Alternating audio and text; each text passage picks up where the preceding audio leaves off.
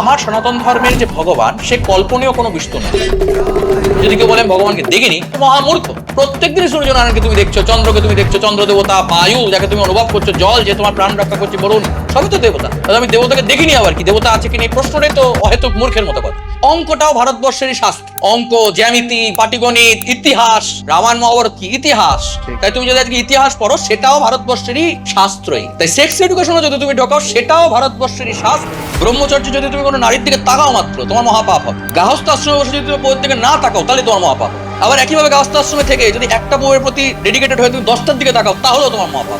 সমস্ত পর নারীকে পরদারেশ মাতৃগত মায়ের মতো দেখবে। পরদ্রব্যের লোষ্টবধ, পরের দ্রব্যের প্রতি লোভ করবে না। এটা পাথর আর পরের সোনার মধ্যে কোনো পার্থক্য নেই। ম্যাক্সিমাম নারী কখনোই এমন কোনো পুরুষকে বিবাহ করতেই চাইবে না যে পয়সা করে সঞ্চয়ের দিকে মানসিকতা নেই, শুধু ধর্মের কথা রয়েছে। কোন নারী আছে আজকে কমেন্ট করে জানাতে দেখি যে আমি এরকম একটা পুরুষকে বিবাহ করবো, আমি লাইন লাগিয়ে দেবো এরকম পুরুষ।